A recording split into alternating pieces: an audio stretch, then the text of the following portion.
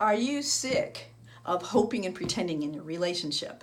Or are you just now getting out of a relationship where all you did was hope and pretend?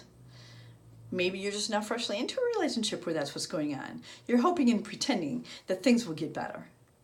Well, I'm here today to help clarify some things that maybe will resonate with you, and at the same time maybe get you to think a little bit about this. Because if you by chance are hoping and pretending that everything's okay, and if you have any inklings of a voice in the back of your head telling you something's not right, I want you to spend some time considering that what happens if they are right?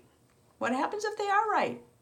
So the reason why I'm bringing that up is because let me give you a little bit of my own childhood here and just kind of help you to understand why I get where you're at. When I was a kid, I was continuously told by my father, God bless him, he's gone now, and I did forgive him, by the way. But he was continuously telling me that what I thought, what I saw, what I believed was not so. Because he was a very dominant person and he always thought he was correct all the time. And the thing is, I believe that he meant well, but the truth is, he did not know the inside of me. He didn't know who I was, and he didn't know how I saw things, and he thought the only way to see things was his way or no way. So hopefully what I'm doing here today, by asking you if you're sick of pretending and hoping that things are going to get better, is to get you to consider, are there times in the relationship you have now, the one you just got out of, or the one you're brand new getting into, are there times where there are suspicions, where there is red flags, maybe there's yellow flags, where you see things that might be a little bit of a heads up and you're ignoring them or telling them that you're wrong, telling yourself that you're wrong?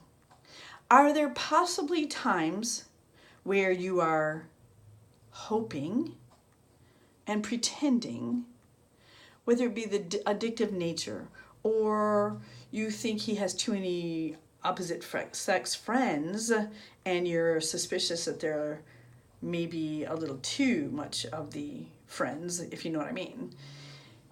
Anything that may trigger you or set you off, or in the back of your mind it's giving you a little bit of a yellow or a red flag, and you keep on squishing it down and pretending it's not existing, telling yourself you're the crazy one. What happens if you're not the crazy one? That's what I'm asking. What happens if your suspicions, your analyzations, your belief systems, the things that your gut is telling you, what happens if they're right? Consider that for a minute. Are you even spending enough time with yourself to literally not be in your head and not wonder about what he's doing and where he's at, etc., but instead in your gut, in your whole heart space? Are you sitting with those, and are you looking at this relationship? Is it good for you? Is it healthy for you? Is it respectful? Is he kind to you? Does he consider your feelings? Does he listen to you? Is he there when he says he's going to be there? Is he doing suspicious things that make you wonder what's going on? And then, for the sake of keeping the peace, you don't want to have any confrontation.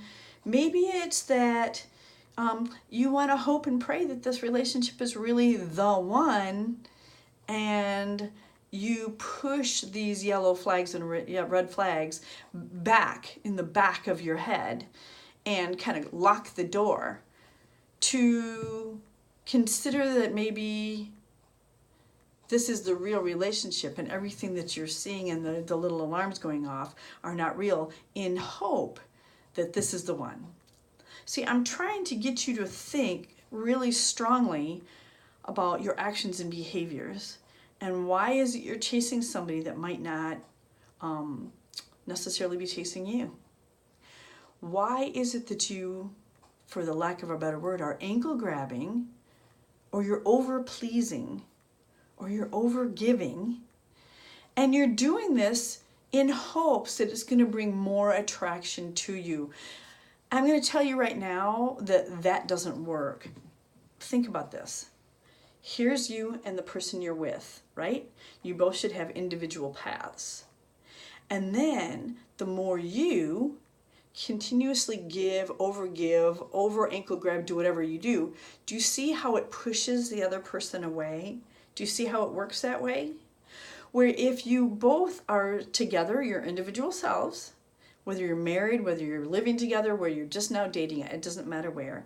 And then you both come together at times, go do your own thing, you're working a job, doing whatever, and then you come back together for a date night, and then you do, see, that's the healthy way.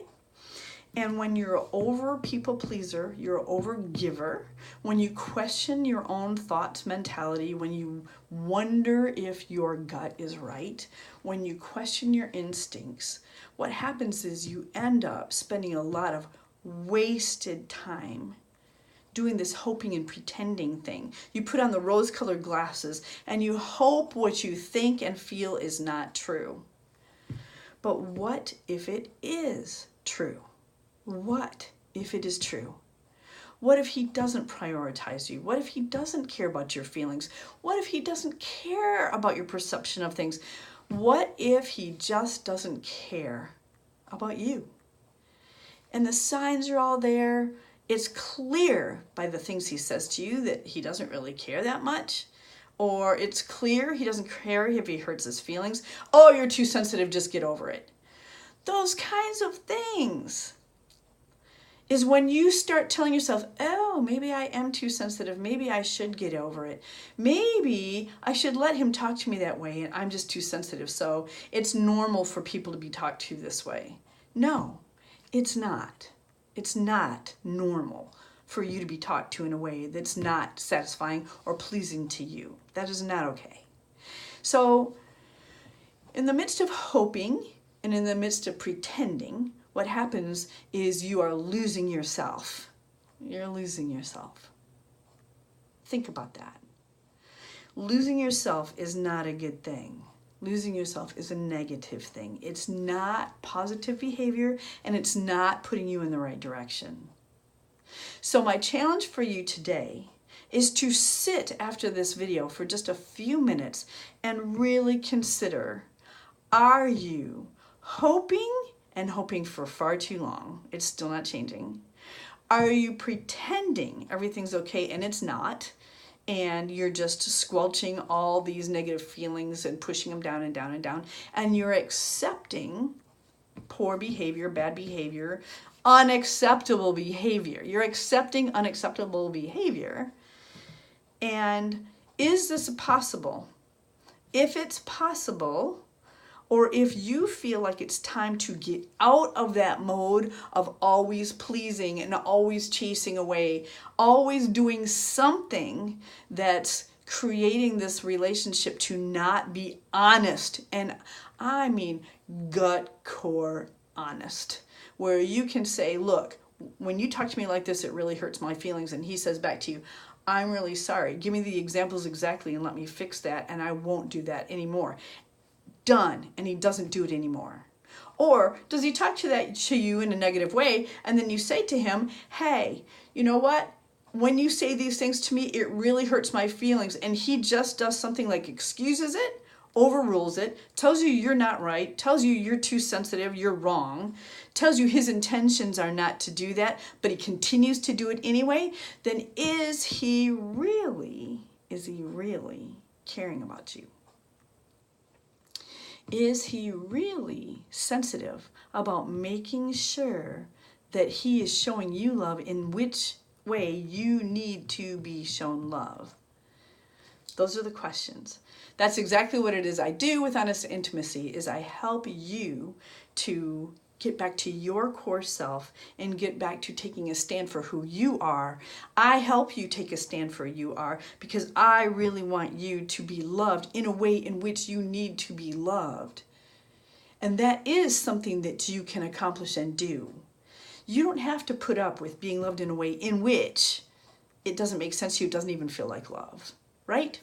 Right? So I do care. I do care that women feel loved in a way in which they deserve to be loved. And I do care that a woman stops pushing things to the back, pretending yellow and red flags are not there, and that they literally, really listen to themselves in order to accomplish and obtain the relationship they really want. Bottom line. Well, anyway, I hope this helps. Take some time afterwards to really consider those things.